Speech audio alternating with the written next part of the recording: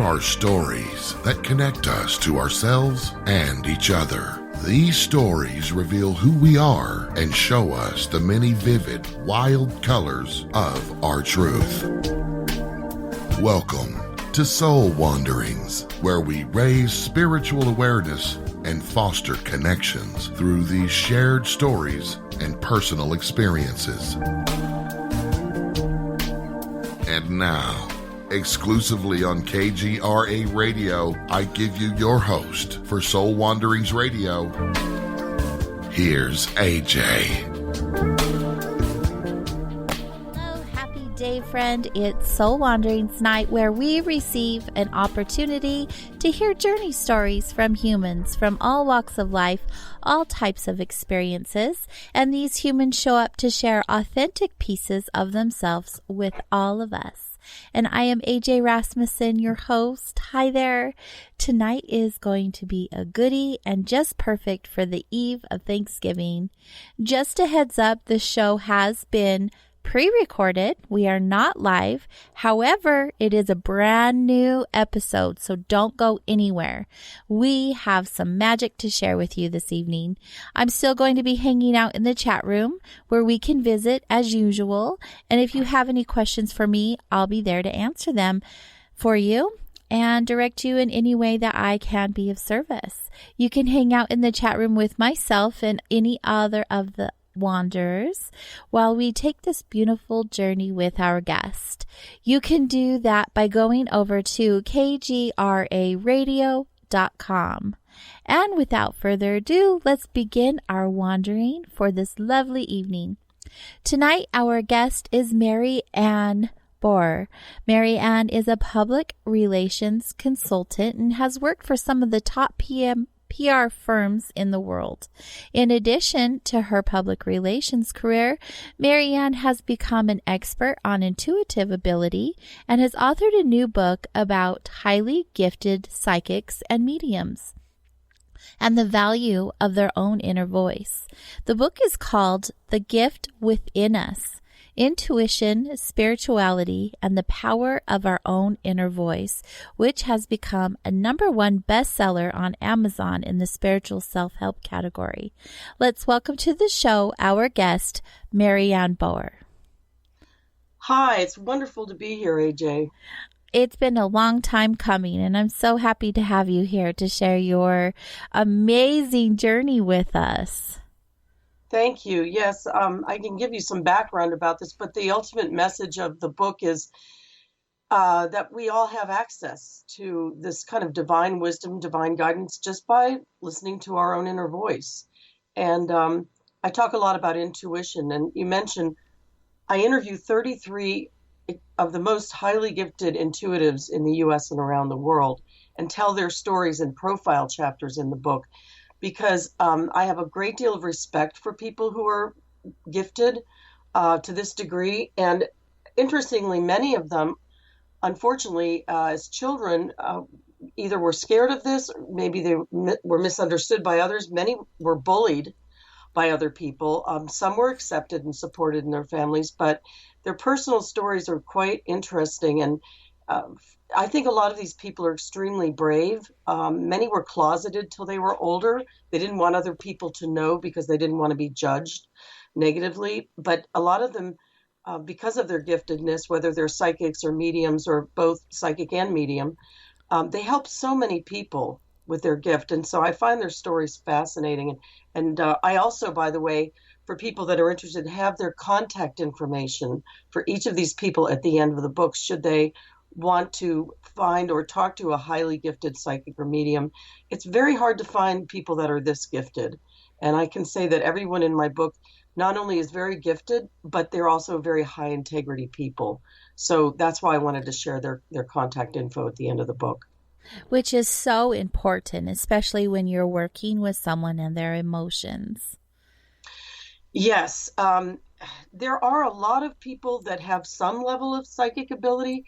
I mean, as I said, the point of the book is that we all have access through our intuition to this divine wisdom, divine guidance, just by listening to our own inner voice. But that doesn't necessarily mean that we're all going to run out and do psychic readings or Right, contact, right. deceased loved ones. But it's important to know that this form of communication is available to all of us to some degree, and it helps us navigate our own lives actually and succeed far more than if we're just bumping into walls. Right. Yes, absolutely. I want to talk more about the book, but first let's get a little bit of a background on you. Mhm. Tell us a little bit about yourself and what was your reasoning behind interviewing these 33 gifted humans to share their experiences with you? Well, I have to say that I'd worked in New York City for about 14 years in public relations in top PR firms. And around 1997, about 3 years before the year 2000, you remember the millennium, how scared people were of Y2K? Right, right. The year 2000. Well, I was in a PR firm, and one of the clients was erecting a giant digital millennium clock in Midtown Manhattan on 34th Street. He wanted me to get national press for this giant digital clock, which was counting down the days and seconds and minutes to the year 2000. So I thought, well, how am I going to do that? And I had this kind of inspiration. I actually don't use the word idea that much anymore, more inspiration to find really highly gifted psychics and mediums, conduct a press conference, and invite journalists to come and talk about what's going to happen in the year 2000. So I did a lot of research. I wasn't just going to be lazy and get storefront psychics. And I found 24 highly gifted psychics and mediums, and they came to this event. It was 1,000 days before the year 2000, April of 1997. I called it the Millennium Festival. And I sat them at different tables in this big restaurant, speed dating style. So 75 journalists showed up to this event, which was amazing, including the Wall Street Journal, CBS Evening News, and also, of course, Entertainment Tonight and Inside Edition and those types of media. And the journalists could each have 3 minutes with each gifted person and go from person to person. They could ask world event questions, celebrity questions, or even personal questions. And the reason I mention this is a couple of reasons. The guy from the Wall Street Journal came up to me at the end of this thing, and he was visibly shaking, and his face was devoid of blood. He was very pale. And he said, "Marianne, I confess I came here to make fun of these people, but they were so accurate that I'm still in shock." And the other reason I mentioned, yes, of course, it did get tons of national and even global press, but I ended up becoming friends with a lot of the gifted people, and still am to this day. Most of my friends, a lot of my friends, either are journalists or very gifted psychics and mediums. I felt like I'd found kind of my family, and over the years, as a communicator, as are you as well, it started to irk me at how they were perceived, or rather misperceived, by the media and the public. Oh, if you're psychic, you have to be a soothsayer, you have to be fake or a charlatan, you're just hanging out your shingle for money. And it couldn't be further from the truth. As I mentioned earlier, a lot of these people, as younger people, struggled with their gift. It's almost like learning a language. Some of them came very easily to. Some of them were alarmed by some of the things that they heard and saw, or some thought that everybody could see their deceased grandpa in the corner. So it was just kind of a gamut of different stories. And so I started to write this book where I would tell their stories, which I do in these 33 profile chapters. But I also have chapters about how people with these gifts have been treated throughout history. Sometimes they were revered by kings, and other times they were persecuted, etc. And I interview scientists who are studying intuitive ability. I call them today's brave paranormal explorers, because these scientists like Dean Radin and Dr. Gary Schwartz and others, in the scientific community, it's getting better now, but it always was looked down upon as woo-woo. Why would you spend your career studying something like intuition and psychic ability? Well, I consider these people to be incredibly brave, and truthfully, it's better now than it was 20 years ago. And I think we're almost on the precipice of understanding a lot more about intuition and psychic and remote viewing and all of ESP, all of those things. Mm-hmm. So I find it very valuable. So there's a lot more to the book than just the interviews with the 33 gifted people. You know, you bring up the fact that we are getting closer to the reality of acceptance, with these people who are so gifted. Do you feel that it could possibly be related to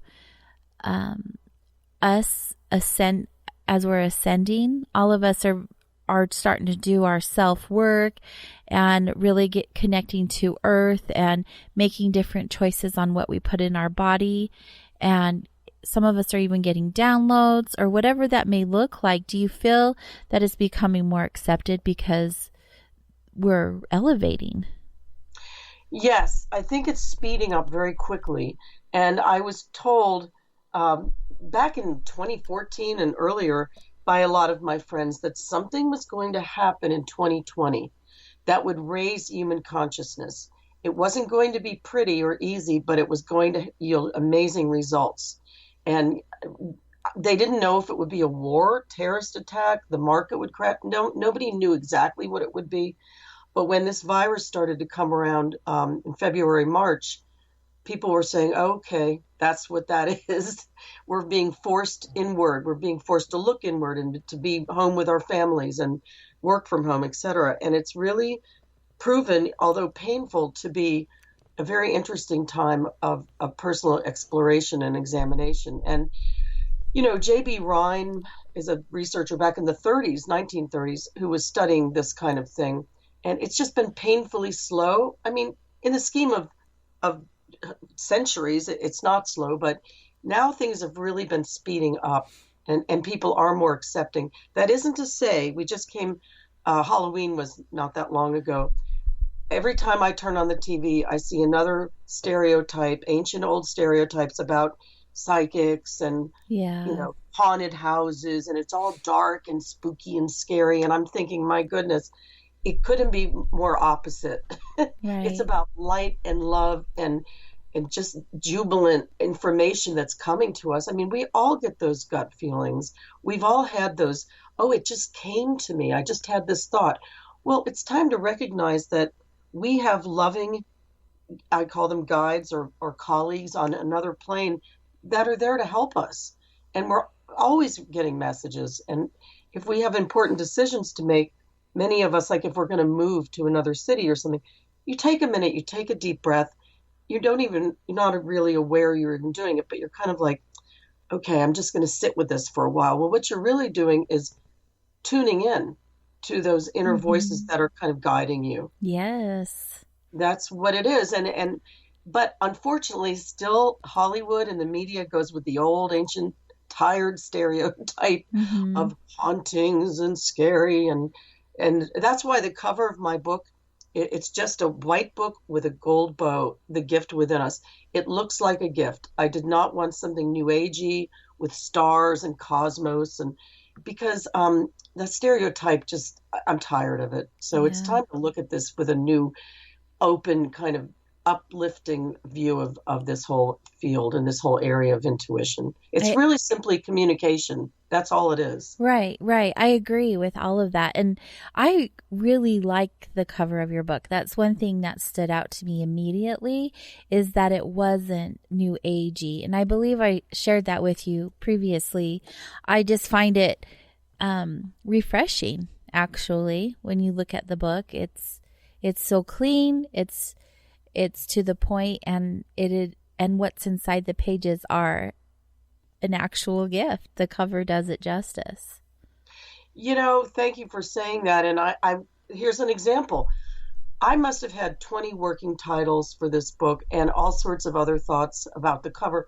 And one day I had the epiphany was, oh, it should look like a gift and it should be called The Gift Within Us. And I completely recognize that was given to me. So a lot of being able to access your inner voice is something a lot of us have difficulty doing. It's one of my 6 simple steps to accessing your inner voice, but a big one is humility. You really need to take your ego down a couple pegs, be humble, and just listen. Yes. And that's hard for so many people, but it's important. It is so important. And I find for myself personally, those moments that I sit still, I receive the most information, the most knowledge in that experience that I'm pondering over. We are so good at going, and seeking the answers outside of ourselves that we forget that if we sit with ourselves, the answers are always right there. Well, and the other thing that people should know is it's that old adage, ask and you shall receive. We really, really need to ask. If we're in a quandary, we don't know which way to turn. Um, I ask for help. I'll say, okay, well, what should I do? And most of the time, answers come. I don't know if somebody calls me out of the blue or I see something or I just kind of have this deep feeling like I did about, the bow for the cover of my book, but they will help. Now, the one caveat about that is there are times in our lives when maybe we don't get the answer or don't get it right away because after all, being here as humans, life is a school. So our souls are meant to grow and stretch here. And sometimes, just like a little kid skinning their knee, we need to go through something on our own to grow and to find those answers. But the majority of the time, if I'm stuck, I ask for help. And some people think they're not worthy. And I get that. I was raised Catholic and I still embrace that faith. This book is though written for, it doesn't matter if you're religious, what religion you are, or if you're religious at all. This all transcends religion.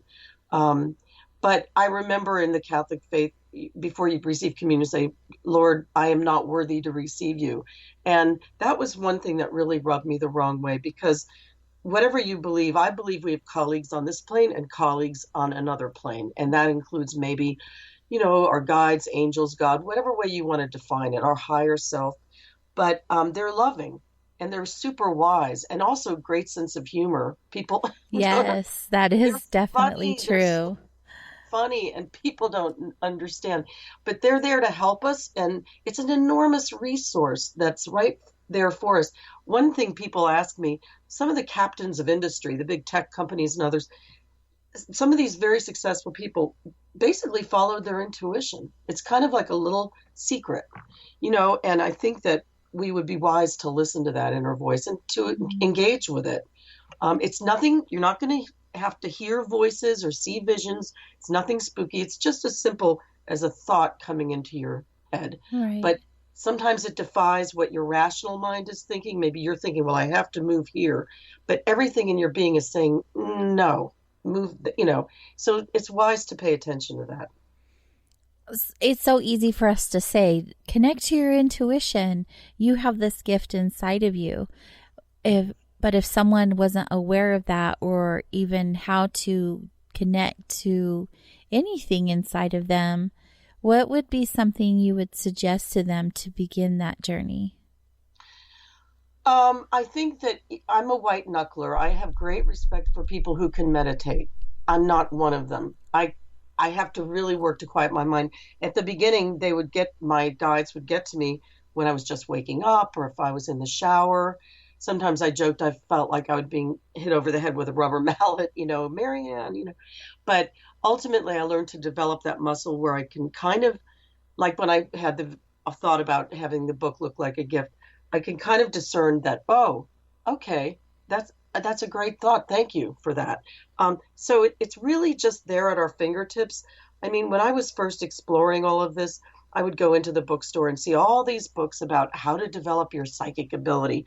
And there were lots of steps, and it was very arduous. And I say in the book, if I had to hold crystals in my hands and focus on my chakras and meditate for hours, I could never have written this book because it's very simple. It's right there at your fingertips. You're already receiving information. And it's just a matter of kind of recognizing that, for example, we said, be quiet in your mind, ask about something, and then just see what flows into your head. Mm-hmm. Or just go about your business. Maybe take a walk. When I walk in the morning, that's when I really get a lot of inspiration. Have you ever found that to be the case? Oh, absolutely. When I'm exercising, it is definitely a time where I feel more connected.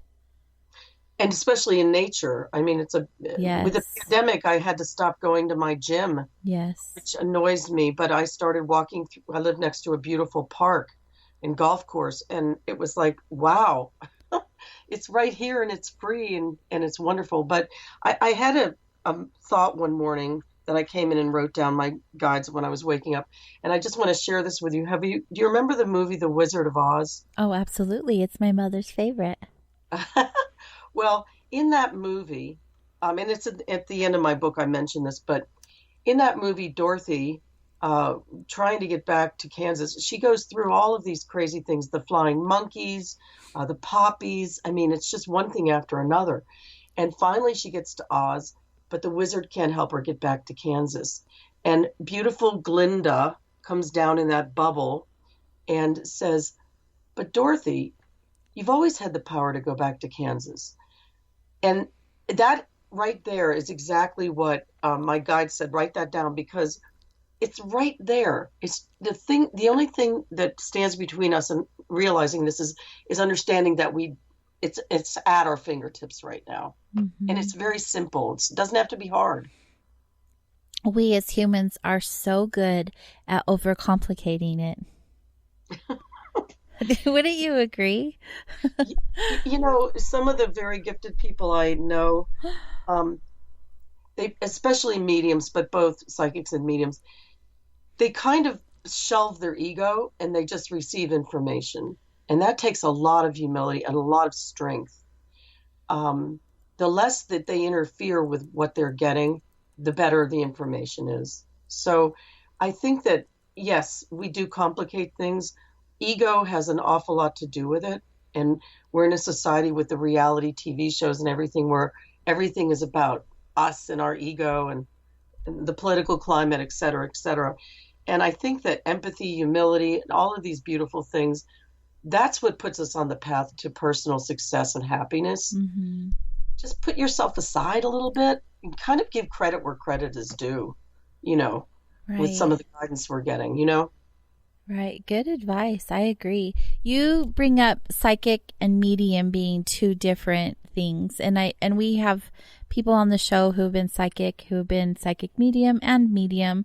But for those of you or those who are not familiar with which is which, will you explain that a little bit to them?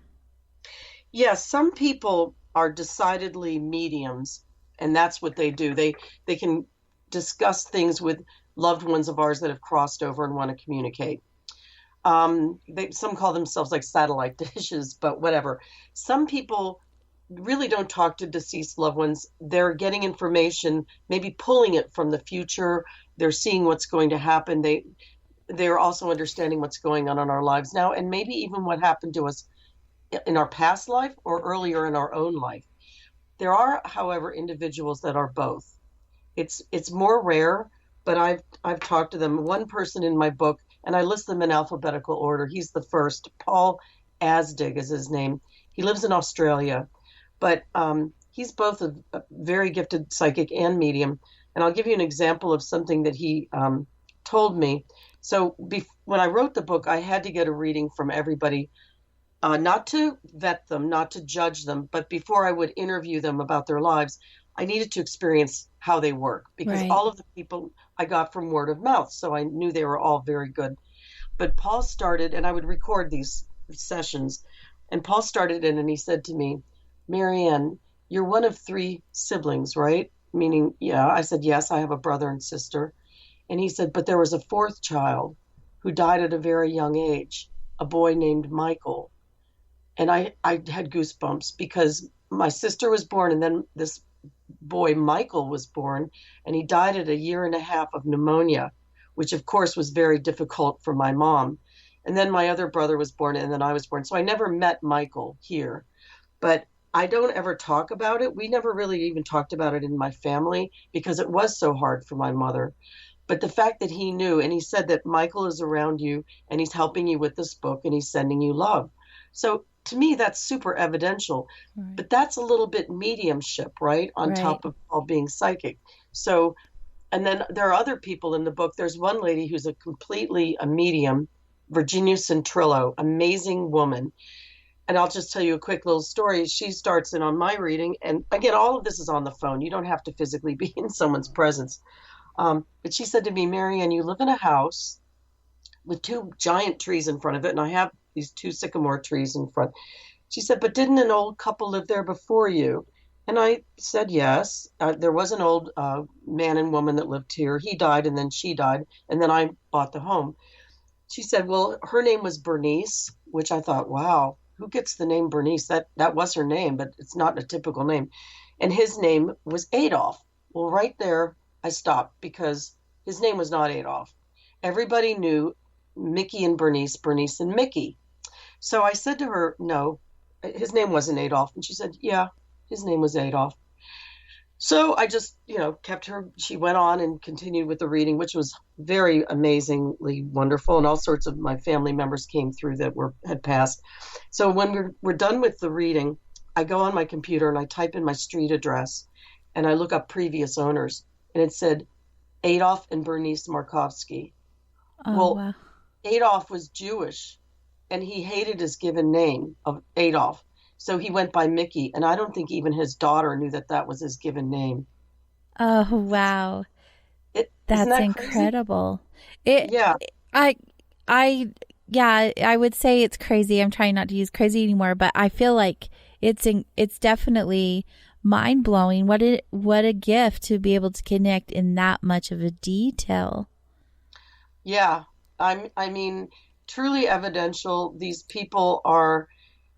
It's just, like I said, a very heightened form of communication. Yeah. We all have access to it. They just happen to be incredibly gifted. I said, we can all sing, but how many of us can sing like Adele? I mean, it's talent like not anything me. Right, I know. But which is something else people need to understand, that people always want to say that these people are fake. Well, in my next book, which I'm writing right now in this series, I'm going to include a chapter where I talk about 3 groups of people with these abilities. One is the fakes and charlatans, very tiny minority. I've never really met a person who knew they weren't psychic that was pretending to be.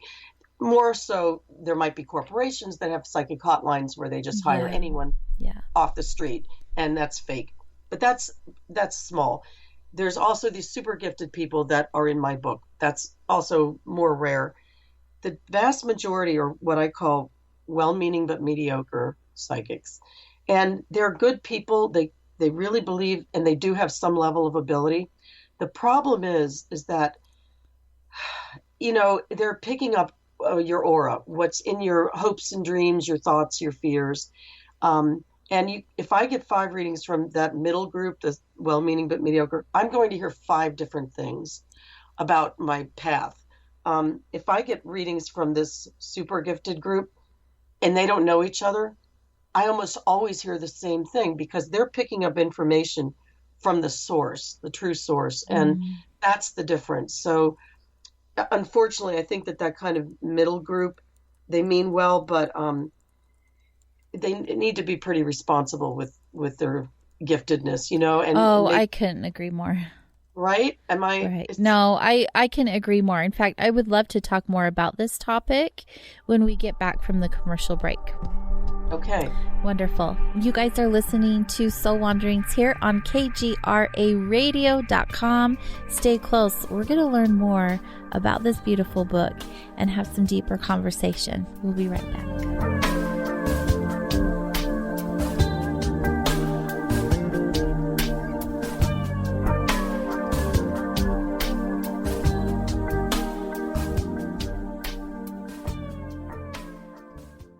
Reclaim your active lifestyle with Angioprim. Angioprim is the original liquid oral chelation supplement. Chelation helps remove toxins, heavy metals, and cholesterol in your veins and arteries that can cause blockages. Scientific research proves the active ingredient in Angioprim has superior oral chelation action that helps promote cardiovascular health. Find out more. Go to angioprim.com. Talk to a trained consultant by calling Angioprim toll-free 877-882-7221. Permanent industrial glue impossible to remove?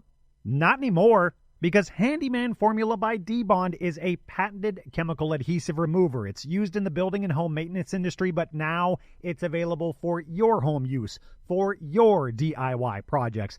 Unglue stickers, silicone rubber, labels, price tags, flex tape, weather stripping, carpet glue, wood glue, liquid nails, even 3M 5200. And it dissolves graffiti. Yeah, graffiti. Handyman Formula by D-Bond works, and it's safe to use on most surfaces. No need to call a professional. Don't get out the pliers and blowtorch. Just apply a little Handyman Formula by D-Bond and wait 90 seconds, then quickly and easily pull the items apart. Get unstuck. Visit dbondhandymanformula.com. That's dbondhandymanformula.com or call 561-575-4200. Handyman Formula by D-Bond. The Liberator rocket heater will heat your home for free. The highly efficient Liberator rocket heater has no moving parts. It's safe and strong, constructed of quarter-inch steel. So like all things made in the USA, it's built to last. Uses any kind of wood, sticks, even scrap in its gravity-fed firebox. And it heats workshops, homes, garages, outbuildings, industrial areas, and barns. Watch the video of this blast furnace stove in action. Visit rocketheater.com. That's rocketheater.com. Are you intrigued by Paranormal Talk Radio? You'll love the new Paranormal Radio app from TalkStream Live. You'll find a great selection of talk shows covering UFOs, ghosts, strange phenomena, and much more. Download the Paranormal Radio app now and start listening to the very best in paranormal talk entertainment, including the network you're listening to right now. The Paranormal Radio app, free in Google Play and the iOS App Store. More ways for you to make contact. Live Discord chat rooms, live talk radio, live video cast, toll-free HD phones, and coming this year, live streaming TV, giving you more ways to make contact. Your KGRAradio.com.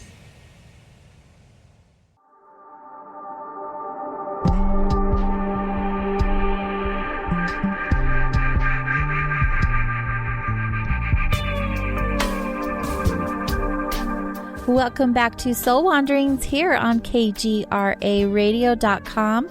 Tonight we are visiting with Marianne Bohrer, author of The Gift Within Us, Intuition, Spirituality, and the Power of Our Own Inner Voice. Welcome back to the show, dear. Thanks, AJ, for having me. Before the break, you were just getting into the different types of psychic and mediums. And you brought up the difference between what you refer to as like the middle group, mediocre group with their gifts, and what I would refer to as the legit group, like the ones who were completely connected to source. How do we decipher when we're going out into the world desiring that reading from someone, some guidance? How do we know the difference? How do we figure that out for ourselves? Well, I think that if you're looking for someone, I mean, obviously I have the 33 gifted people in my book and their contact info is there, but I would advise people talk to maybe a local metaphysical bookstore. They may have a line on who in the community is really good. If you just type in the word psychic in your community, you're going to get all sorts of people who've sponsored ads that may or may not be that gifted. You'll know once you're in the reading, if nothing is ringing true. I would kind of just stop it and say, thank you very much, but I'm going to move on. It's very difficult to find people that are extremely gifted. I'll give you an example. Oftentimes they're going to tell you maybe not what you're already thinking. Like you might want that job or to get back with your ex-boyfriend, and they might be saying, and they really mean well, but, oh yeah, you're going to get back with Joe. Well, it never happens, and it's not that they're fooling you. It's just what they're picking up maybe in your thoughts and your dreams. When I had my very first reading, I was living in Pittsburgh and I had been offered a big job in New York City in public relations at a big PR firm. And I did not want to move to New York City. I mean, I'm comfortable in Pennsylvania. New York is a big, scary place. Right. But I really wanted this job and I didn't know what to do. And the company called Ketchum PR was based in Pittsburgh where I was living, but they wanted me to work in the New York office. So I thought I really should take the job. My secret plan was I'll work in the New York office for 6 months to a year, and then I'll try to transfer back to the Pittsburgh office, the headquarters. So I had met this psychic named Nancy Meyer. I was in my 20s at the time, in a TV studio's green room. It was around Halloween, and I was doing PR for an event called Fright Night. And Nancy was in the green room. She was going to be on separately from me talking about what it's like to be a psychic. So I got her card, and then a few months, actually a year or so later, I got this job offer in New York. So I didn't know what to do, and I found Nancy's card, and I went to see her, and I got a reading, my first ever reading, and I was a little nervous, quite frankly. And that we're still friends to this day. She's in the book. She's amazing. But so we're sitting there, and she said, okay, why are you here? And I said, well, I got this job offer, and I think I'm going to take it and move to New York, and then I'll come back to the Pittsburgh office within, 6 months to a year. And I'll never forget, she looked at me straight on, and she said, Marianne, I'm sorry to tell you this, but you're going to live in New York for several years. And my heart just dropped. Oh, and not what you wanted to hear. Not at all what I wanted to hear. I had all these schemes and plans. And, I ended up moving to New York and living and working there for 14 years. Ketchum was the first place, and then I went to Hill & Knowlton, et cetera, different firms. But I was able to fly home on weekends because back then the airfares were inexpensive. And so I pretty much would spend weekends back in Pittsburgh. But Nancy and I laugh about it to this day because I was so upset that she would tell me that, but she was getting the information from the source. And that's an example of a really gifted person. Sometimes they do tell you what you want to hear if that's really what's going to happen. Mm-hmm. But, it's hard to find a really, really gifted people. Again, that's why I have their info in the book. Which, thank you for doing that. Yeah, well, if once people experience a reading like that, and again, I caution people, when you get a reading, try not to talk a lot, not because you're giving them info, but it's pure when they can just tune in. Right. And then you'll be amazed, like I was in those two examples I just told you, what comes out of them that's so accurate that they couldn't possibly have known otherwise. Yeah, that's what I've enjoyed having those experiences on my own is the less I talk, the more I can get information or receive information from whoever I'm visiting with. And it brings me more clarity in knowing what type of reader they are and if they do need information from me or not. And I have cut readings short because of that. But on the other hand, I've had some really amazing readings from some incredible people. Yeah, they're out there. And sometimes I put some of the psychics mediums in touch with each other because they're so busy helping and healing other people that sometimes they don't take time for their own issues. And believe me, one thing people tell me is, what really stood out to me in your book, Marianne, is that these are just regular people with regular lives. They just happen to have an extraordinary ability. Mm-hmm. And some of them are divorced. Some are in abusive relationships. I mean, their lives are not necessarily perfect. In fact, to the contrary, one man in my book, Eddie Connor, he's in LA now, but he grew up in the South and he's gay. And he said to me that he was regularly beaten up for being gay in the South. But when he came out as a psychic, he said, Marianne, it was 1,000 times worse. Yeah. So a lot of the people have struggled. Some were real estate agents and never let on that they had these abilities. One of the reasons I wrote the book was to change the way people view all of this topic so that my gifted friends and others are not persecuted for being so gifted. But the second huge reason that I understand only after I started writing the book, my guides didn't really clue me in until I was nearly done with the book, was by changing the way people perceive psychics, psychic ability, intuitive ability, they will be more open to listening to their own inner voice and not think it's silly. I mean, phrases like women's intuition and, it just downgrades what is really just a beautiful, pure form of communication. And I was lucky enough to be interviewed by James Von Prague, who is a very famous medium, for his podcast. And we were talking about this. And I said, James, if only people knew, we have people we work with in our office settings or whatever on this plane, but we have colleagues on that other plane. And I said, the beauty of working with those colleagues is that there's no office politics. And he started laughing because it's true. I mean, there's nobody stabbing you in the back. They're helping you. You're kind of collaborating with them on your life and on certain things that are coming to you. decisions you need to make, but they're just doing it with such love. And they're also, like we said before, very wise and funny. So but yeah, it's a wonderful access to this wonderful inner voice and this divine wisdom, your higher self, whatever way you want to define it, is something we should all be more open to. And that's one of the reasons that I believe I was guided to write this book.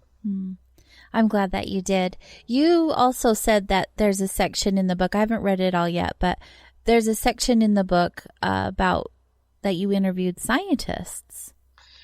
Yes. Which is a completely different reality than someone who's psychic and medium. I mean, they always seem to debug one another. Well, that in the scientific community, there's a lot of fear of anything we can't explain, called anomalies. Right. There's a whole lot. Healing is a big one too. But I have a scientist I'm interviewing for the next book, which should be out early 2021, who has healed cancer in mice and humans and all sorts of things. And I'm working with him now just to try to maybe hone that message. But the scientific community at large doesn't have answers for how a lot of this works. And there's a lot of fear.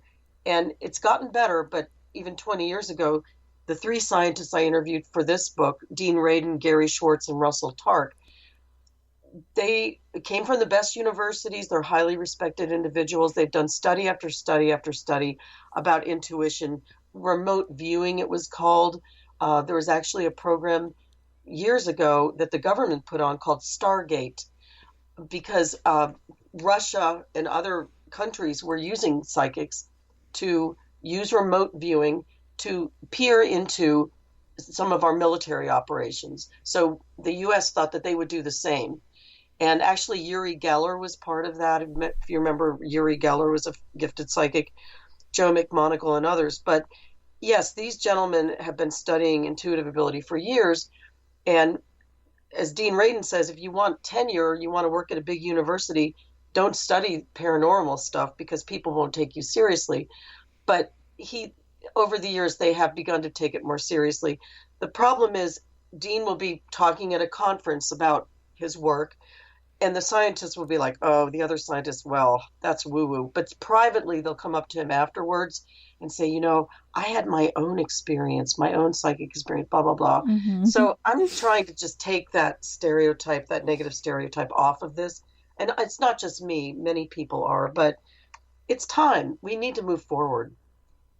I agree. I completely agree with that statement. We are so stuck in our own way or in our ego state that we don't realize how damaging it can actually be to us and those around us. And when we let go of those old belief systems and those old paradigms, we are completely in our own power, if you will, and not in an ego way, but in our own individual power. Just like you say, the power of our own inner voice.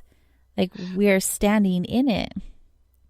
Right. And as I said before, it's free. I mean, I remember growing up, we had phones that actually had cords and all that. And then we got these wonderful things, the internet and cell phones. Mm-hmm. And people are like, oh my God, it's fantastic. I can be walking around my town and I can be using the internet and connecting, Googling everything. Well, people don't understand that is an amazing transformation from years ago, a great form of communication. But when we go to the next level, which we already have, intuition, we'll be really blown away because so much more information will be at our fingertips and it's free. There's no phone bill to pay.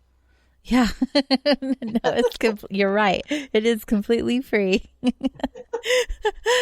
Exactly. When someone does tap into their gifts, how would you recommend they find that validation? Not validation as in an ego sense, but knowing that what they're picking up on is actually truth to them or the experience. You will feel it in your gut. It may not be what your rational mind is thinking, but you'll feel it. It's hard to lie to ourselves. We kind of know. You know what I mean? Have you ever met somebody and maybe you really wanted to like them, but everything was saying, I better not like get too involved with this Right. individual. Oh, yes. I feel something shady going on here. Well, you need to trust your gut. And the other thing is that people said to me, well, if you follow your intuition, can it lead you down the wrong path? And I can tell you decisively, no. If it's coming from your true intuition, you'll be much better off and you'll be going down the right path. And also somebody said, are there evil energies at work here? Oh, no. I mean, there is evil in the world. We see it. Mm-hmm. A lot of it comes from ego, greed, wanting to suppress other people, all these kind of bad things. But when you're coming from a good place and you're listening to your intuition, where the information is coming from is this amazing pool of divine, wonderful wisdom and souls. And again, I'm human, so I can't see them. I think some of my very gifted people maybe can see them. I don't, and I don't choose to see my guides, but it's a collective of really beautiful energy. And I've learned, and I'm lucky enough to have learned to be able to listen to some of this guidance that I'm getting. And again, it just comes in the form of a normal thought, Yeah. and not every day, not all day either. It's just sporadic. Yeah. And that's the thing. Like, our messages can come in not just as thoughts, but we can get a visual picture in our mind. We can hear a song that has these words that answered the question we had in our minds. Like, it comes in different ways. And that's part of the listening, the slowing down and paying attention, not to just what's going on like in the inside of you, but what's going on around you, because in my belief, we're constantly receiving messages. Mm-hmm. Yes. And as an empath, you probably are receiving more than even you want sometimes, correct? I mean, yeah, of course. I mean, there have been times where I've been like, okay, that's enough. But after working with it and building my own intuitive muscle, I feel like it has gotten a lot better, a lot easier to work with. Yeah, there are some people, as children especially, they had to rein it in. I mean, Paul Asdick, who I mentioned earlier from Australia, when he was a little boy, his mom would take him to the grocery store or whatever, and he would feel deeply his guides telling him, see that lady over there? Go up to her and tell her that she shouldn't let her husband hit her anymore. That's not good. And so Paul, at the age of 5 or 6, would wander over to a lady and say, you shouldn't really let your husband hit you. You don't deserve that. And the woman would rush over to Paul's mother and say, how does your son know this? And so his mother used to have to keep him actually in the shopping cart when they would go out, because he would just feel, these things about random people. Yeah. So he had to learn to rein that in. And it's a whole process for people that are very, very gifted. And yes, can we all learn to be that gifted? I mean, we can hone it to some degree if we choose to. But again, a lot of these people have been gifted since birth and as children. Right. There are some that came to it in their 40s, though. There's one very interesting woman in the book, Suzanne Giesemann. I don't know if you know her. I've heard of her, yes. She was a naval commander into her late 40s. I mean, she flew on Air Force One. She's all about the military, and that's a whole different life. And so she was retiring, and her husband has a daughter. Her stepdaughter was pregnant and was walking somewhere in Europe, I think, and was hit by a bolt of lightning and instantly killed. And that traumatic event, after that, Suzanne was flooded with this amazing mediumship ability, completely foreign to her. Did not ever have that before. And now she has her own podcast, and she's written some books, and she's a fantastic medium. Kelly White, who's in my book, she was a food industry executive until her 40s, and she had a traumatic brain injury, and after that she was flooded with mediumship ability. And another guy, Robert Hansen, he grew up, blue-collared guy, family full of policemen, cops, and in his 40s, he suddenly developed this enormous amount of mediumship ability, and his brothers were saying, what's the matter with you, guy? I mean, you're from a family of cops, what happened to you? So it does happen that some people come to it later in life, but Do you, most people but as children. yeah, true. I mean, when I was younger, very intuitive. I would be considered a medium when I was younger. I feel like we get conditioned out, or we grow out of it, or we get told that we have a crazy imagination or whatever that looks like. But if you don't have that support, you kind of tuck it away. You kind of put it away. And not that it stops happening, you just don't connect to it as often or as much, I would say. And then a traumatic event or a big, life twist or something like that can bring those out. When those people are having those experiences in their 40s are usually after something that's been major, where it's connected them back to that ability. Wouldn't you agree? Yes, I think some people have it stronger than others. Many as children are very pure and have these abilities. I remember myself having very strong intuitive ability. However, I remember saying, I'd be in my bed and I'd say, okay, I don't want to see any visions. I don't want to have Blessed Mother, anybody come to me. I really did not want to. I think I've done this in past lives where I was maybe reading people or whatever. But in this life, it was important for me to have one foot firmly in the mainstream life and another foot in this other life. So I can kind of blend them together and introduce people to this area. But I remember I have a chapter in my book called My Memory of Heaven Before I Was Born.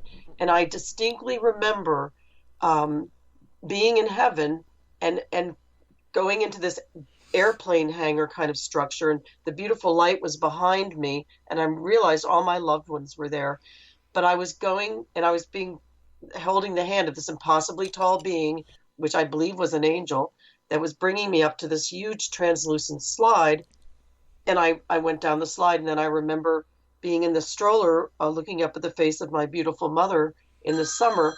So, I apologize. At any rate, it was like a transfixing experience. I apologize about that. That I thought was a dream for most of my young life, but I realized that it really happened. And there's actually a word for those types of experiences now. I forget what it is, but so I was very well aware of the fact that I'm here on Earth. I'm here to do some things, some very interesting things. And I was full of anticipation, a little bit of fear. I'm going to go be born again, but I was more excited, like the first day of school, that feeling of excitement. That was so long ago. But that excitement, yes. Being a human now and going through what I've gone through, like the old me, like a few years ago would have been like, why did I sign up for this? This is not something I would have signed up for. This is ridiculous. But going through those heavier moments, those really challenging life experiences, and overcoming them and getting through them and seeing them for what the gift they are, it really, like everything we experience here really is so profoundly breathtaking. Exactly. And I mean, so that excitement, I understand. Yes. And I have a chapter in the book where I talk about something. I won't go into a long story about it, but I was doing PR in New York City before I did this big event with the intuitives and psychics. And I was promoting basically Doritos and things like that. And I thought, this is not very much food for my soul. So I started doing pro bono PR for battered women and child abuse. Long story short, I end up leaving that firm because Johnson & Johnson gave me 4 times my salary to start working to promote, to stop domestic violence, to educate people about it.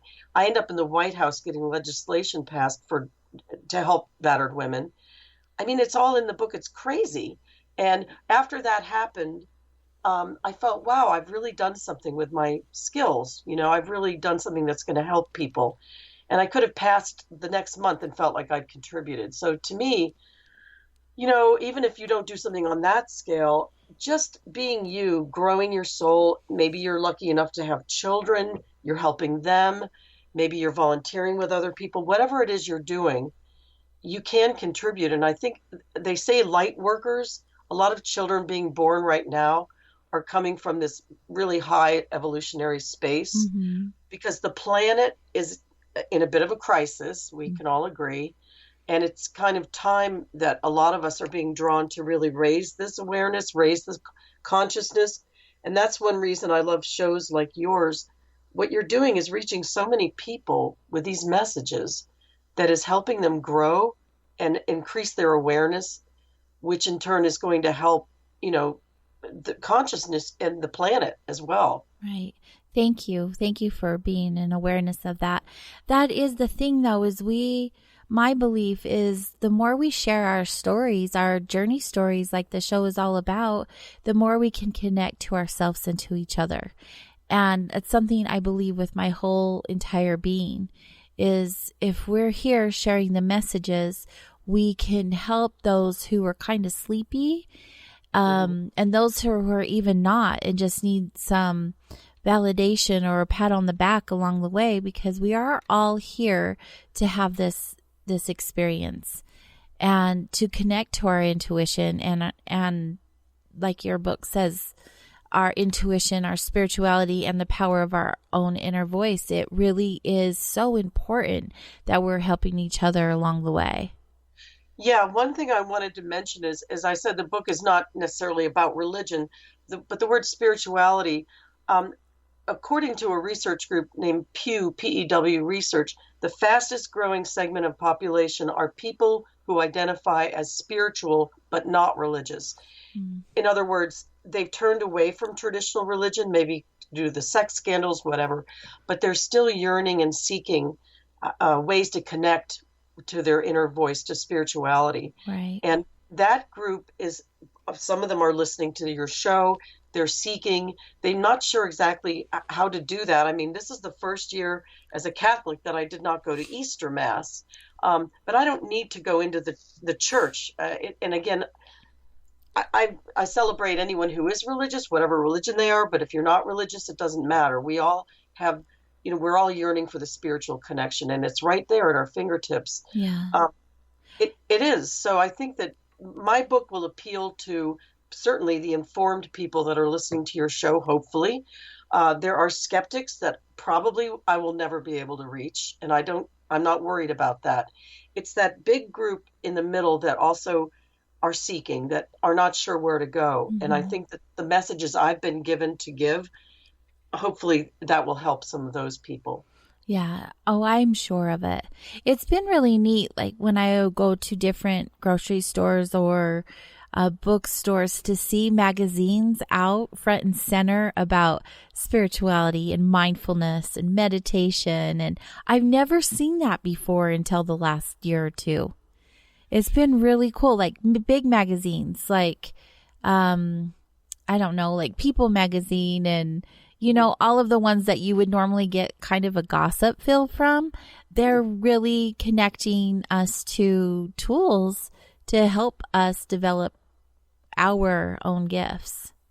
Yeah, it's becoming a bit more mainstream on so many levels. And I can honestly say, having been involved in this for over 20 years, the last 3 years especially, and especially now, it's speeding up so much. There's way more acceptance of it. It's almost like the pandemic has forced us to get to this place where, it's bigger than all of us. And also it reminds us that we all are one, right? This is across the world that people are dealing with these issues. And those are things that are kind of forcing us into this extreme consciousness about our lives. It's hard to deny that, Yeah. People want to go back to normal and kind of put their head back in the sand. But I think that the horse has left the barn. Does it work? No, it's not working. And that's why so many of us are suffering. And that's a whole different topic in and of itself. So let's take a break. We're at the top of the hour, you guys. When we get back, we'll continue our journey with our guest, Marianne Bohrer, and learn more about her book and her interviews with these beautiful, highly gifted psychics and mediums. We'll be right back. Stay close.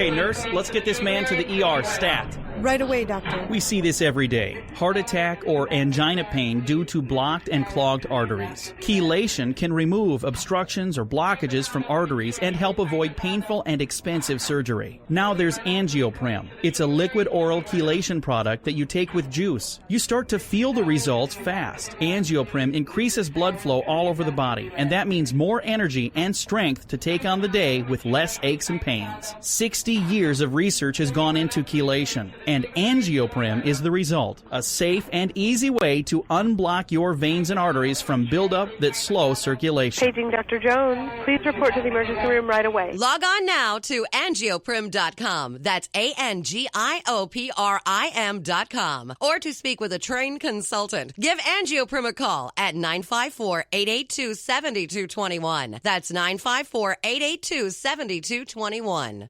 Folks, this is very important information. What's to be said about CBD? AncientLifeOil.com. Our CBD is made from hemp and has 0.003 THC, which means this wonderful product won't get you high, no matter what amount you take. What does CBD do for the body? My hands are tied. But you can Google CBD benefits and be astounded. When you're finished reading, you'll want to log on to AncientLifeOil.com. That's AncientLifeOil.com and purchase. Life is good when you feel good. People are tired of pain. People are asking for non-GMO organic products to help them with, you fill in the blank. Legal in 49 states, and again, our CBD is made from hemp. Ancient Life Oil is about helping people one by one by one. If you wonder how good the product is, the CEO takes it every day without miss. AncientLifeOil.com. That's AncientLifeOil.com. Have a great day.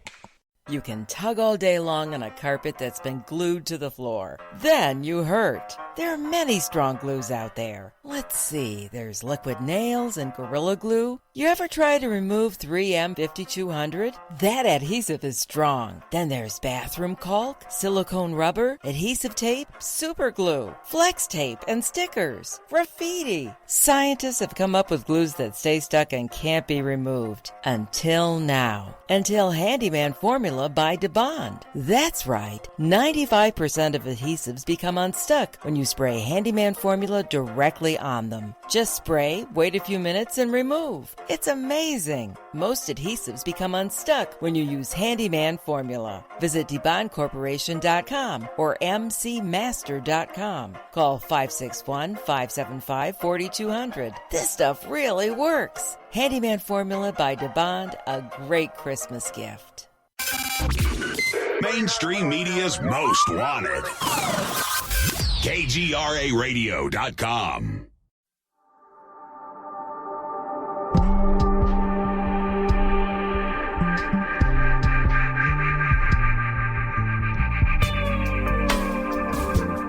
Hello, you are listening to Soul Wanderings here on KGRA Digital Broadcasting, Salt Lake City, Utah, Hudson Valley, New York. Soul Wanderings can be found on all of your favorite listening platforms. Just head on over to your favorite one. We're going to be there, like Spreaker, Spotify, iTunes, iHeartRadio, and so on. And all of my shows are available for replay on soulwanderings.com. If you're listening to the show, share with your best pals.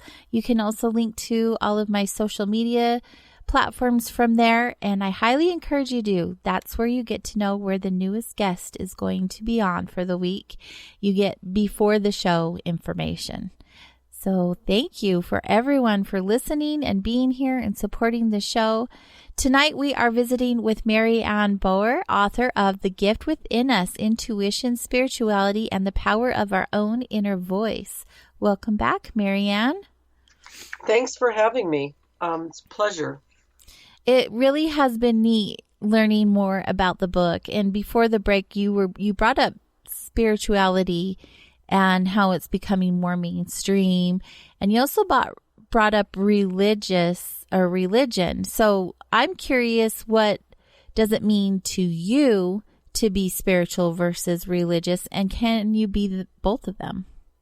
Oh, you could most certainly be both. And, but there's an issue. I tried to write a chapter where I interviewed rabbis and ministers and priests, etc., about intuition and how that plays into, religion. nobody would go on record about it. So, and I think that that's because, in a way, sometimes our organized religions have people like ministers, et cetera, priests, to be kind of the stopgap between us and God. And truthfully, while I respect everyone's, religions, if they're religious, we don't really need the go-between. We kind of have a direct connection. But fortunate for me, I was able to interview a Catholic archbishop who I knew from when I was younger.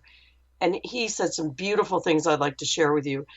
And it's on the back cover of my book as well, Archbishop Harry J. Flynn. When I was growing up in upstate New York, my mom would take us kids to church, Catholic church, and my dad, who was Methodist, would stay behind and would be mowing the lawn or whatever. And when I was about 6 or 7, Dad decided he wanted to convert to Catholicism.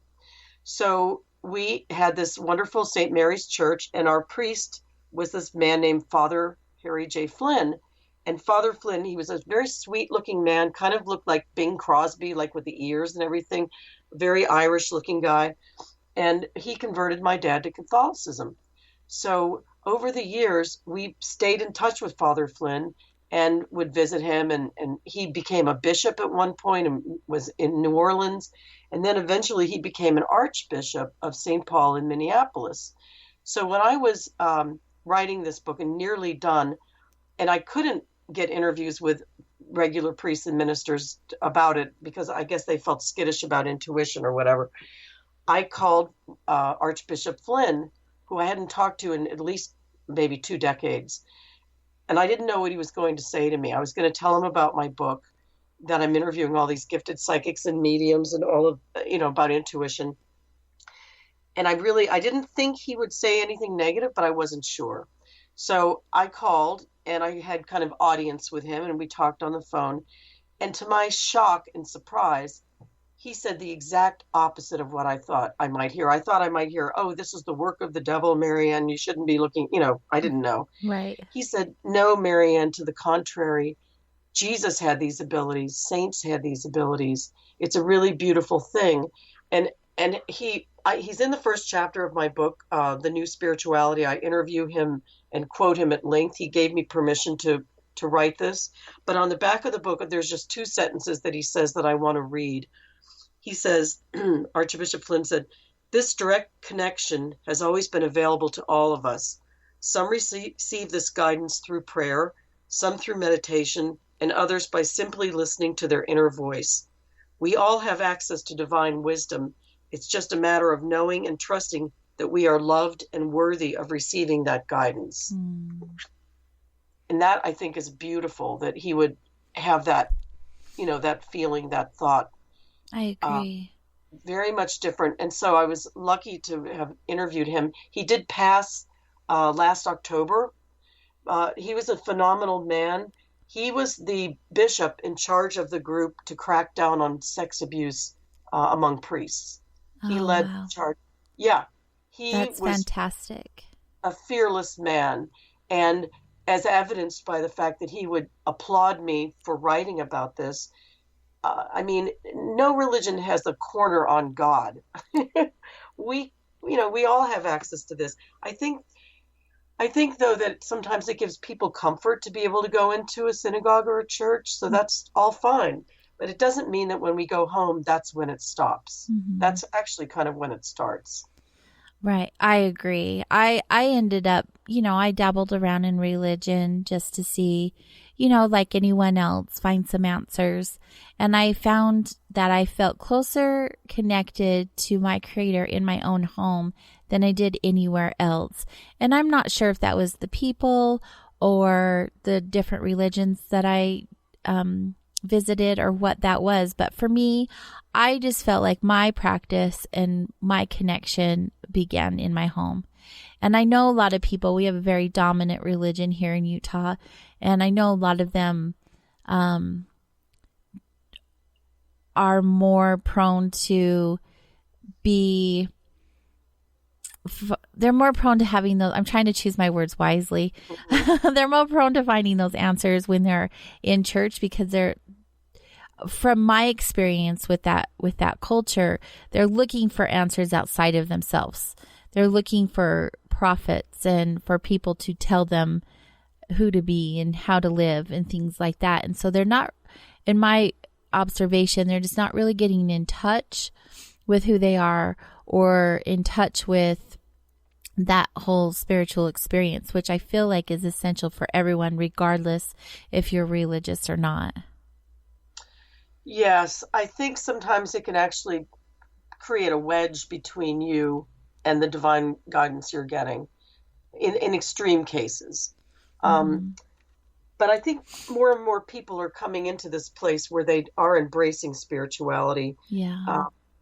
One of the people in my book is from Arkansas, and a lot of people of very strict religions there, and they will sneak, her name is Gabby Deeds, and they'll sneak in to her home like disguised so they can get a reading. They don't want other people in their congregation to know that they came for a reading, but she has a lot of that. And that group is going to be hard to budge, but really at the end of the day, it's all about love.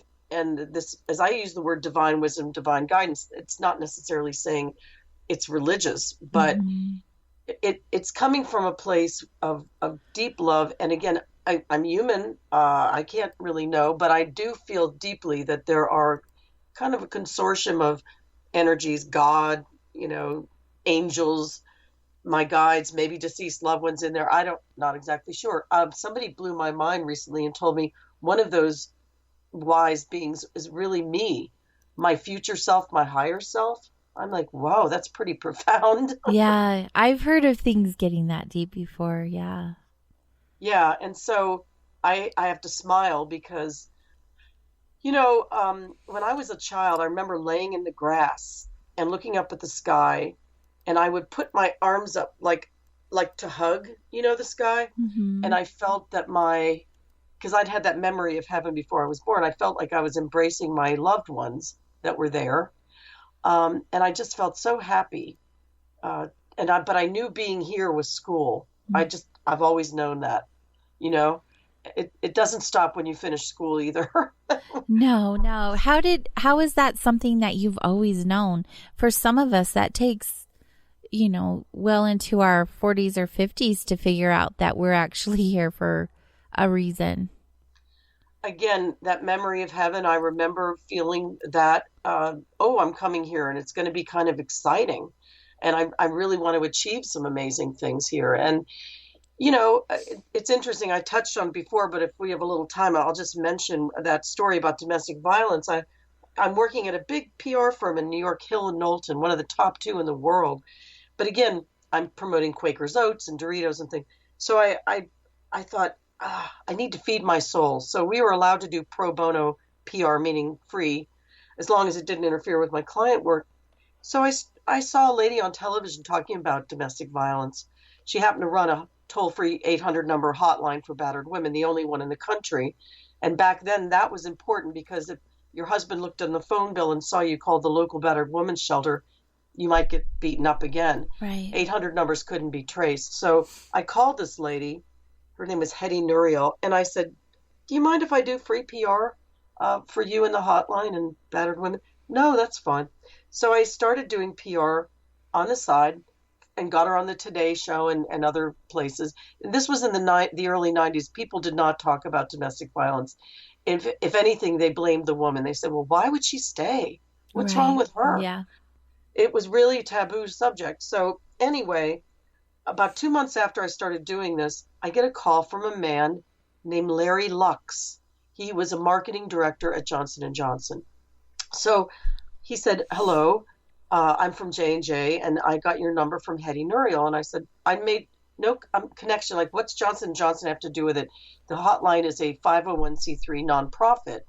He goes, Marianne, did you not know that the hotline is 100% funded by Johnson & Johnson as part of a cause marketing program called Shelter Aid? If you bought OB tampons or Stay Free pads, get it feminine protection. A portion of the money goes to fund this hotline, this toll-free hotline. And Lindsay Wagner, who was the Bionic Woman at the time, she was their paid spokesperson. And he said, you have done more in 2 months than our PR firm of record, I won't say the name, but another big firm, has done in 2 years. He goes, I want to meet with you next week. And I said, oh, I can't meet next week because I'm flying down to Plano, Texas. That's where Frito-Lay was. He goes, I'm flying down to Plano, Texas next week. Oh, wow. And I said, what day? He said, Wednesday. Well, we were on the same flight. No way. No, right? So we arranged to sit together. And on the 2.5-hour flight down there, he says, okay, here's what I want you to do. Write a formal PR proposal to give it to me. I'm going to fire the current firm we've had and hire you, which I did. I left Hill and Knowlton. My income quadrupled. Whatever I was making, I made 4 times that money, which I didn't intend. I was doing this for free. So that was bizarre. So for the next couple of years, I'm getting a lot of PR done for domestic violence. I got a cover story on Time magazine for battered women, which was really hard to do. Every magazine wrote about it, except for one women's magazine who thought it was an ugly topic. I won't mention which. But Anna Quillen from the New York Times actually flew out to the hotline, which was based in Michigan, with me, and did a wonderful story about domestic violence, but also that Johnson & Johnson was doing, funding it, which she never would talk about companies, but she felt strongly about doing it. So long story short, I was getting all this great press. And in the PR world, there's like the Oscar. The Oscar of the PR world is called the Silver Anvil. And unfortunately, there's no second place, but I did come in second for PR for that year for public affairs, which is pretty amazing because I was just an individual. I wasn't even with a firm at the time. So it was personally, spiritually, and professionally gratifying. Well, what happened was this, and I'll tell you why I'm mentioning this story. Larry Lux called me, my client, after a couple of years, and he said, Marianne, I have to leave Johnson & Johnson. My wife has multiple sclerosis, and we need to move back to the Midwest to be closer to her family. So I understood, and I wished him well. I mean, he was a wonderful man. Lux means light in German, I think. He's just a really visionary guy. And so I find out a lady replaced him. She called me 2 weeks after Larry left, and she said, Marianne, I'm pulling the plug on the domestic violence hotline. I think it's an ugly topic that J&J should not be involved in anymore. Oh, wow. Well, when I took on the hotline, it was only getting 2,000 calls a month from women all over the country, but it had gone up to 12 to 14,000 calls a month at that point after all the PR I did for it. So after this lady told me this and the hotline was stopped, about a week later, I get a call from Family Circle magazine. And the lady said to me, well, we've written the story you pitched us about battered women in the hotline, but Marianne, our fact checker found out that the hotline just doesn't exist anymore. Can we use your home office for the battered women to call? Which I had an apartment on the Upper West Side of New York. And I said, no, you can't put my home office number in for 12,000 battered women to call me. I said, I'll figure something else out. But you couldn't use your own home number, right, for all these women. So I put the phone down, and I distinctly remember this, and this is why this is in the book. In this case, I did hear a voice. I heard a voice as loud as could be, like the radio was turned up. And it said, call the White House, call the White House. Well, I remember thinking, okay, I've officially gone crazy. I mean, what? I looked around, like, who's talking to me? And it was around 4:30 at night. So the next day I wake up and I thought, you know what? I'm going to call the White House. What do I have to lose? So I called the White House, and believe it or not, I got on with a woman named Julie Cook, who was the Bush the first President Bush was president. His wife was the white-haired Barbara Bush. And I got a meeting with Barbara Bush and her staff in Washington, D.C. to discuss the fact that we needed a federally funded toll-free domestic violence hotline. It shouldn't be up to a corporation like Johnson & Johnson. So I flew to D.C., and because I was flying there on my own dime, I also scheduled meetings with Senator Biden in his office, and Senator Dan Coates, and a Congresswoman, Barbara Boxer, and another Congresswoman, Connie Morella. And I met with all of them. It was pretty daunting going into the White House to have a meeting. I can only imagine. It was in the early 90s. There was no 9/11, but I still had to be frisked and go through 2 security stations. where they looked through everything I had on my briefcase and everything. And it was amazing having these meetings. But at the end of the day, they were all appreciative that I brought this to their attention.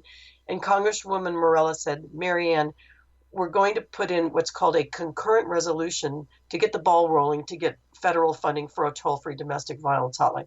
So I thanked them, and I went on my merry way. Well, fast forward about a year and a half later, I'm sitting in a ballroom at the Hilton Hotel in Midtown Manhattan at a luncheon of women honoring other great women. And I'm seated there, and there's Jane Pauley over here and different, celebrity women. And at this point, I guess the Clintons were in office, and Tipper Gore was standing at the podium. I remember it was a darkened room, and she was bathed in light.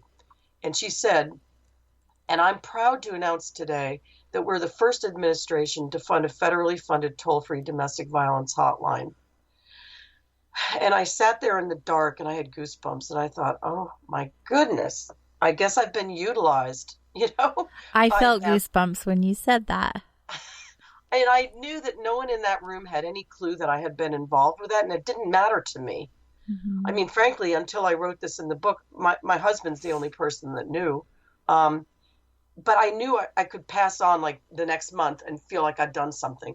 And that was, I have it in my book, my first divinely guided PR experience. That's what that was. And this book and this whole mission, I guess, that I've been kind of given to change the way people view intuition and psychic ability and everything, and really to be more open to listening to our inner voice.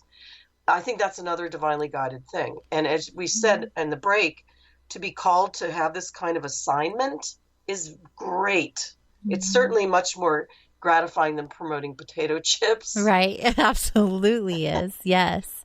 I'm very passionate about that topic as well. I do what I can here in my community, no doubt about that. But it's such a beautiful experience that you had. I love how when you get really clear on your purpose and what your intention is, that people, places, and things all line up for you. Oh my gosh. Isn't that neat? It's, it's hard when you're in it to see it, but you just go on faith and fumes,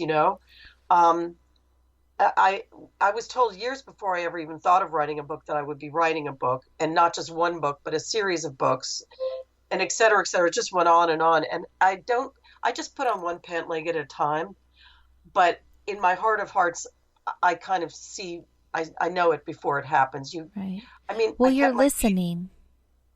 Pardon? You're listening.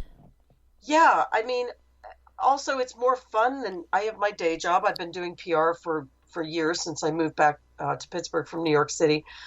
But I knew that I had to write this book, and that I actually wasn't sure about writing more. It was enough work to write this book. It took me a while because it wasn't my day job. And I remember I was taking a shower after this book came out. And as you mentioned earlier, in the height of the pandemic, in late March, it came out. And I got this email about a few weeks later from Amazon saying that my book had been named the #1 new release on Amazon in the spiritual self-help category. And I thought, really? That's pretty amazing. But I felt, okay, I've done it. Now I can promote the book. Well, I was in the shower one day in like April, and I remember feeling distinctly nudged is a good word for it by my guides. They're like, you have to get started on the next book. And I'm thinking, what? I have barely just given birth to this book. But they were persistent, and I started writing the next book in this series, which I think is going to have a similar title. Maybe instead of a gold bow, a purple bow. But yeah, I mean, I listen, and it to be called to do this kind of work, to open people's minds, to make their lives better, hopefully also maybe heal the planet a little bit. Mm-hmm. And I'm just one of many, many people, including yourself, who are out there spreading some of these insights. Mm-hmm. That's gratifying. Yeah. It's and I think a lot of us are called to help people and do things as well. And my advice is take them up on it, even if it's not your day job. Or I really never did this book for personal gain or money. I mean, that's nice too, but my motivation was much more a spiritual one. And basically, my agent said something profound to me. I said, wow, my guides can open the doors and make things happen. And he said, Marianne, don't you realize they need us too? we're on the ground here. Mm-hmm. Very true. Very true. Because we are here actually doing the work. They're guiding us. They're sending us all of their love and support and assistance in any way possible. But you're actually doing the time. Well, but I will confess that when I'm taking the walk through the park in the morning, if I'm having a difficult time with something, like, for example, I would love to get a big story, maybe in the Wall Street Journal or something about this, really tall order. And I'll say, hey, if you know anyone writing for them, and I have friends that write for the Wall Street Journal, give me a little help here, breaking through. So it's kind of a collaboration. I'm not just only the worker bee, but I honestly, all of the messages I've been given to give that are in this book are coming from them.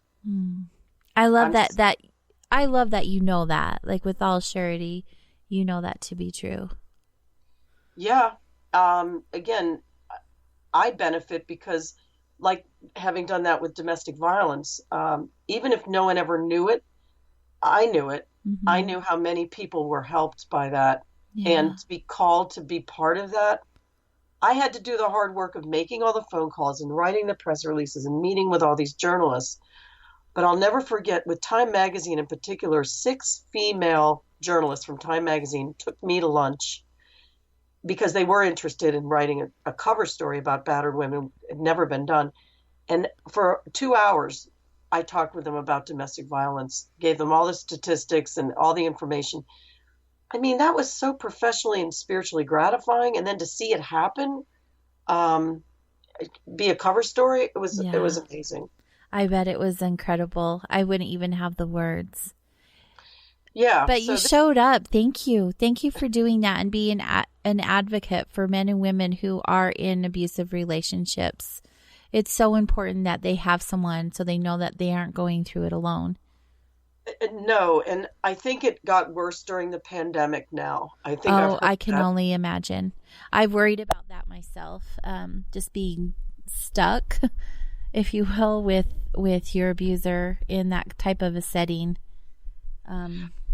Statistically, they have said the records have gone up. Yes, and I believe 50% of all women have been hit or slapped or hurt in a relationship, physical violence. And what I always taught people was, listen, if you do have kids and you're in a relationship that's abusive, what the scientists say is try to get out before the kids are 2. Because if you raise kids in that environment, oftentimes they'll grow up to either be batterers or to marry a batterer. It's true. It's imprinting. So that was an important cause. But also, and seriously, what happened was O.J. Simpson happened. I mean, I was done with Johnson & Johnson in that work because my client moved on. But fortunately, about a year or more later, O.J. Simpson happened. And basically, I was breathed a sigh of relief because suddenly domestic violence was getting huge coverage on its own because he basically kind of got away with murder. And in my experience, there were men that battered their wives, stabbed them, literally threw them out the window, and still the men would get custody of their kids. Right. So it's infuriating. To have something like that happen was a blessing in a way. But the mission I'm on with this, or that they've given me to share, is that we do need to understand that we have loving entities that are there to help us. Mm-hmm. And again, it's not boring pie in the sky spiritual beings. I mean, maybe some of them are, but maybe the humor of them is so funny. I mean, they're so ironic. And I have another story to share with you if you... I was going to say, I would love to hear some of your favorite experiences. Well, one in particular I write about in a chapter called A Valentine's Day Phone Call from Albert Einstein. So I'll mention this, okay? So I'm writing the book. It's 2016, February 13th. It was a cold February Saturday afternoon. And I'm writing a chapter about great minds throughout history who embrace intuition, like Carl Jung and some other notable mm-hmm. people. And my husband's upstairs in his home office. I'm in mine writing, and my daughter's somewhere watching TV or something. And my husband, who's been very supportive always, but really not involved in my book, he's in the medical profession, he's been supportive. So normally when he's upstairs on a weekend, he's downloading music or doing whatever it is he wants to do. But suddenly he's calling me upstairs and he says, Marianne, you have to come upstairs. I have something to show you. Well, that's a first. Never happened. So I come upstairs, and on his computer are these quotes from Albert Einstein about intuition, and favorable quotes. And I had no idea at all that Albert Einstein had been involved in intuition. Had you ever known that? I have heard that, but I haven't seen anything. Yeah. Just through conversation, I've heard it. Yeah, E equals MC squared and all this other stuff. But right. Never saw it. So I thanked him because it was like, wow, I'm going to go check out Einstein now. But I was like, well, why are you looking this up? He goes, I don't know. I just suddenly remembered that I'd seen these quotes by Einstein. So again, that was weird. So I go down to my home office and I'm Googling Albert Einstein and intuition, and a lot of stuff comes up that I'd never been aware of. And there's in particular a story about Einstein. There's a magazine called The New Republic. It still exists today. It's a kind of a think piece. But back in 1932, the story came up. Albert Einstein was famous in 1932. And the New Republic wrote a story about him called Why Dr. Einstein? And in the story, this journalist named C. Hartley Grattan is putting down Einstein because of his views on intuition. What happened was Einstein was vacationing in Palm Springs, and he had to share a limousine to an event with a young woman that he didn't know named Jean Dennis. And Jean Dennis was the psychic. And basically, in the limo on the way to the event, Jean Dennis gave him an impromptu reading. And Einstein later told the press, just unabashedly, how exciting that was. And he said, and I quote, "She told me things no one could possibly know, things on which I have been working, and she demonstrated to me that she has a power to do things I cannot at this time explain. Now, I must tell some of my associates about this. It was miraculous indeed." And Jean Dennis says, "Dr. Einstein is indeed the most remarkable personality I have ever contacted, and his aura is just sublime, pure blue electric sparks instead of color. It was just like talking to God." So wow. Grattan writes these quotes, and then the journalist says, "Wonderful, wonderful." And so the scientific method goes crashing to the ground, and the world's greatest relativist becomes an endorser of a, quote, psychic vaudeville act. And he spends the rest of the article putting Einstein down for having said a nice thing about a gifted person. The next, and I'm excited to be researching this and seeing this in my office, the next month, I see that there's a letter to the editor from Upton Sinclair, who's a famous author. He's defending Einstein, and he's basically saying, "Sir, I've never met the young lady who gave a demonstration to Einstein, but I know that Einstein's own statement, quoted by Mr. Grattan, is strictly scientific. Einstein says she told him things which he could not possibly have known normally. Einstein is the only person who could have passed that judgment. It seems to me that a man of his standing has a right to expect us to assume that he did not make the statement lightly or unthinkingly. If it was so, he knew it was so." I like this part. "Then he had to choose between doing his duty as a scientist or shrinking from the ridicule of those who are content to judge without investigating and who proceed upon the assumption that we know all there is to know about this universe and that certain happenings are impossible because they are new and not understood." Well, anyway, I was thrilled that my husband had told me about this Einstein. No kidding. So we go to dinner that night, that cold February 13th night, to our little favorite hamburger place. Then we drop our daughter off at a sleepover, and we go home, and I go to bed. We go to bed. I get up around 4:30 in the morning, as I often did when I was writing. I'd be awakened, and I'd go in and start researching more about this chapter, more about Einstein, Upton Sinclair, etc. Go back to bed around 7:30 again. My husband's still asleep. And I lay there for like 45 minutes, decide I'm going to take a shower. So I get up, barely clothed, go into my office to quick check my email before getting in the shower. And the phone rings, and it's like 8:20 on a Sunday morning, a.m. Who's calling me? I thought, oh my God, it could be my daughter from her sleepover. So I grab the phone. I don't want the phone to wake up my husband. And it's a woman I've never spoken to before. And she says, "Good morning. I was doing my morning meditation and prayers, and I was directed to call you and wish you a happy Valentine's Day by Albert Einstein." No way. Oh my gosh. I couldn't make this up. And I have some of it on tape because I taped so many interviews. So I'm writing, she says to me, he wants to let you know that you're a vessel of truth. I thought that's an interesting, term. And that you're on the right track with this project and that you've been directed to find the right people to include in this project. And she said, and you recently parted ways with someone who would not have been good for this project. She used the word project. And what was weird about that statement was one of the people I made friends with years ago at that press conference with the Intuitives was a friend of mine. 20 years we'd been friends. She was like a sister, very gifted psychic. But when she got wind of the fact that I was including 33 people in my book, not just like 20, of which she was one, she got very jealous and left a horrible voicemail for me on February 1st, 2 weeks before all of this Einstein stuff. And she left a message, if I'm not the star of this book, I'm going to sue you.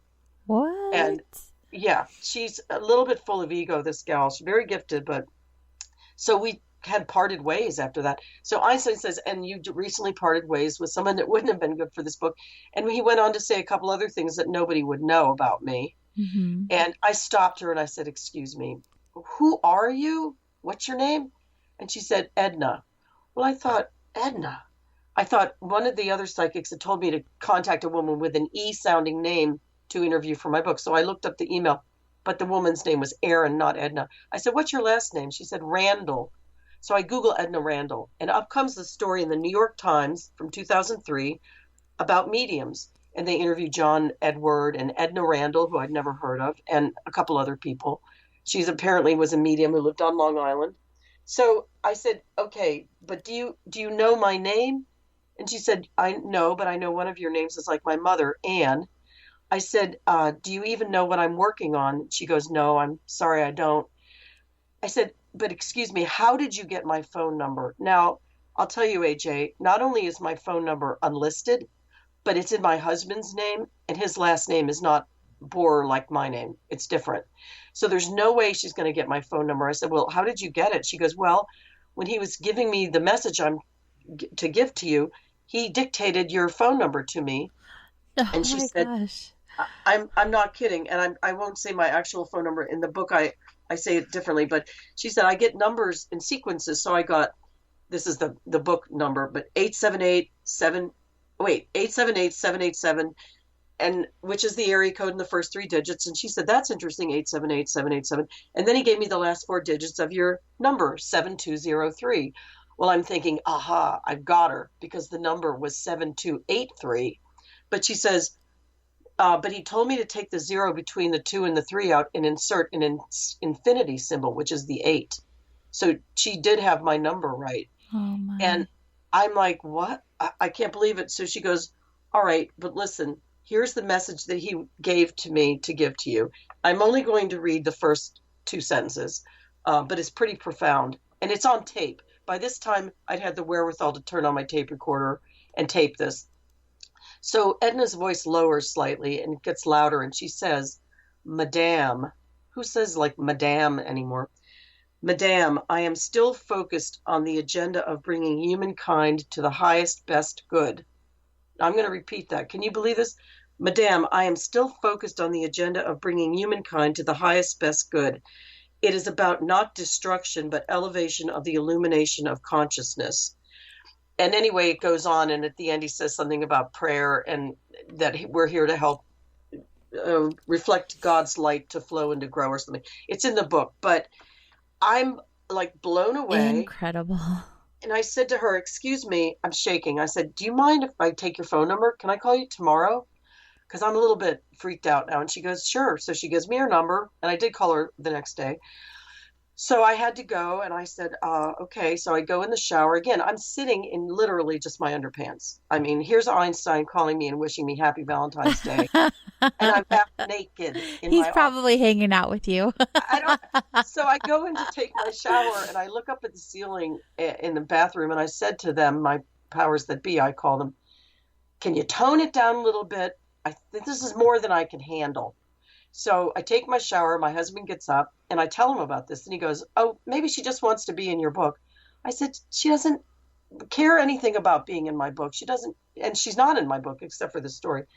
And he said, well, wait a minute. He said, Einstein actually contacted me first. And I said, oh, you're right. Because remember the night before he got those quotes from Einstein? Right. The seeds were planted in my husband's brain. And that's how I even got to this point. So then my daughter comes home from her sleepover, and my husband says, guess who called Mom to wish her a happy Valentine's Day today? Albert Einstein. And my daughter, at the time was 14. She does the, 14-year-old eye roll, like, ugh, like she's heard it all with me. I spent the rest of that day making beef stew and doing laundry and trying to do normal stuff because I was just so shaken up. And the next day I called Edna, and she works in a soup kitchen, helps disadvantaged children. She used to be a medium, but she doesn't really do it anymore. But she does channel three beings: Einstein, Nikola Tesla, and Alva Vanderbilt, who's a socialite, I guess. And she'll call. I said, do you call people? She goes, yes, sometimes I'm directed to call people.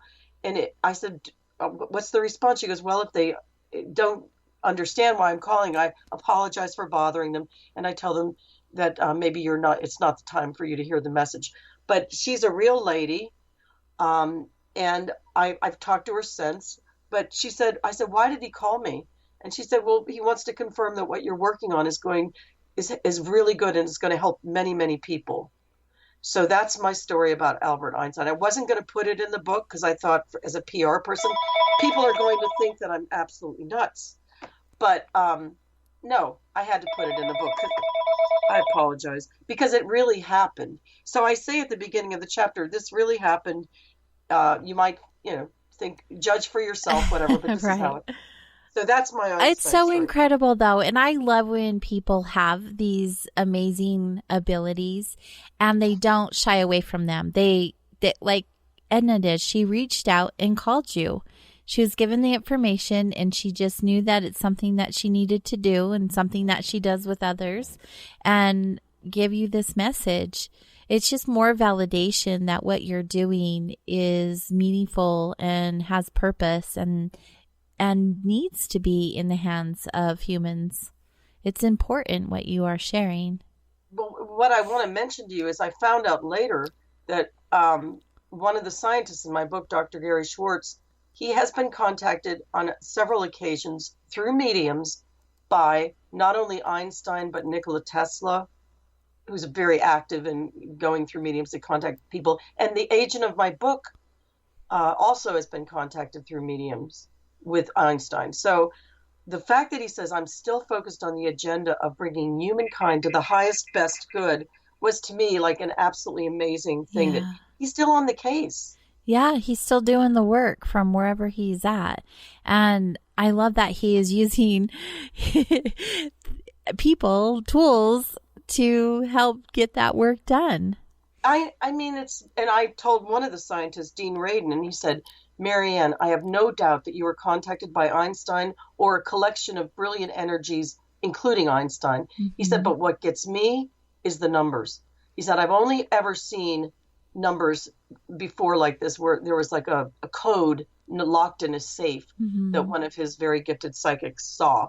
But you just numbers to get my unlisted phone number like that. Yeah. I mean, they're just things that happen that you cannot put any explanation to, and you can't chalk them away as coincidence because the facts are right there in front of you. And that's one of those moments. Yeah, it's a pretty mind-blowing story, and it's very humbling. But it was amazing and very evidential. I mean, but to have that confirmation does mean a lot to me. A lot of times when you're doing this work, as I know with your podcast, your show, you're not really doing it for an audience or anything. But you know that there's some purpose to it. Right. You're being utilized. And I think I'm doing a chapter about great podcasts in this book I'm writing. And we can talk offline about it, but I would love to talk to you about including you, because it's hard for a lot of people to find great podcasts that are dealing with the subject matter. Yeah. Even I've had a challenging time, and I'm somewhat in this arena. And right when you said that, just for record's sake, the clock turned 1:11. I'm a big numbers person, but That was just pretty neat. I was keeping my eye on the time and right when you said that, but it's important that we are doing the work and we are getting the information out there. And instead of hiding from our gifts or disowning them or not living up to them, we're doing a huge disservice not only to ourselves but to humankind. And I'll tell you, with doing this and being out there for people to hear and judge and critique and whatever that looks like from my human mind, there have been many times where I've question, am I wasting my time? Am I doing this for the right reasons? Should I continue doing it? And every time I get in that space, there's always something that happens that reminds me why I do it. Because it is a weekly commitment. It is a lot of work in between those show dates. And I mean, you know how it was. We had some challenging times getting connected, and it's just a lot of work, just like with the research you're doing. And when you receive those little messages along the way, yes, you're on the right path. You already know it's worthwhile, but when you receive that validation, it's just that much more amazing. And I'm in gratitude all of the time for it. Yes, and so are some of the people that do the readings of people, when they can connect people maybe with deceased loved ones or give them, kind of illuminate their path to come, which also confirms what the person's really deeply feeling anyway. They know that they're doing good and it's helping, and it just makes your life that much more interesting and fulfilling. I mean, to be called to do this kind of work, as I said before, it's super gratifying. But imagine that you are in the workplace and you have the best colleagues, the best bosses, the most amazing assignment, and you're helping people. I mean, that's kind of what it is. Right. Me and my posse, that's what I call them. Yeah, it's really, and I'm so blessed to have all of these amazing, gifted people as my, close friends, and to help them with what they're doing and getting their messages out. But yes, the podcast chapter I'm writing, and I'm interviewing maybe under 15 really great folk like yourself, and I'm going to list the shows at the end of the book, after my for further reading section, where I list books that people have written that are in my book, so that people can find these shows and tune in. Yeah, good. I can't wait. I can't wait to get my hands on that list. I love listening to other podcasts. I learned so much in radio shows or whatever that looks like, and books alike, just like the book that you created and that you've put out into the world. What a blessing for all of us. Yeah, and we kind of come together. One of the things I like to do is connect people. And I don't know about you, but I'm sure you've gotten connected to all sorts of amazing people. Definitely. And then you probably connect them with other people as well, who are all part of this huge consortium of individuals, and on this plane, and then I guess on the other plane, Einstein being one, that have this common shared goal of consciousness raising and improving our lives. Because again, when you're incarnated on this earth, it's not for a long time, each lifetime. And Paul Asdig in my book, he talks about the physical and the non-physical. We just happen to be in the physical right now. And humans, I mean, this school that we're in, it's meant for our souls to grow, but left to our own devices, look at the mess we've kind of gotten in. One of the things my guides gave me to write down was, can you imagine a room full of kindergarten kids, 5-6 years old, and without adult supervision for the entire day of classes, 8 hours? There would be bedlam, there would be bullying, tears, who knows what would happen. And my guide said, that's kind of like what we've become. We need that divine guidance. We need some help, some adult supervision to guide us, because there's a lot of ego and jockeying for power and greed and all sorts of other things that kind of mess things up. I mean, that's one of the reasons that the planet is in a bit of trouble. I do, however, feel not gloom and doom about it. I mean, I do think that we'll be fine. But we've had to go through some pain with this pandemic and other lessons we need to learn. But what we do need to do is open up, and that's the message of this book, and listen, because the colleagues on the other plane, they're trying to get through to us. And another thing I was given to give was when I was, in prayer as a Catholic, if you imagine holding a phone receiver in your hand, and when you're praying, it's kind of like you're talking into that receiver going, here's what I need, or blah, blah, blah. And you're not sure if anyone's really listening, or if you sound foolish, or is anyone really going to help? But what my guides told me to say is that they also, on their side, have the other receiver in their hand and up to their ear, and that they're listening and they're yearning to communicate with us. And that's kind of the message of the book, is that we are so worthy, and they yearn to be in contact with us, just to have us listen. It's right here, right in our beings. And not only are we so worthy, they're also here to assist us, to remind us of our worthiness. Exactly. As my Archbishop friend said, that really it's just a matter of knowing and trusting that we are loved and worthy of receiving that guidance.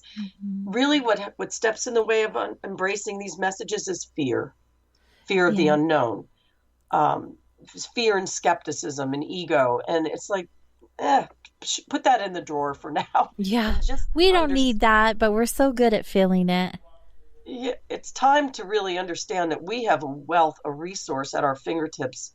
All we need to do is trust that we are worthy of hearing that. And again, it could be something you see, as you said. It could be a phone call you get from somebody else, or a billboard you go by. I mean, it just comes in very different ways, but it's often in our own mind we get this epiphany, or as I said before, it just came to me. Listen to those things. Ask for help when you're at a crossroads. There will be rare times you may not get it, because we have to grow and struggle sometimes. But for the most part, I typically, the doors fling open and something happens.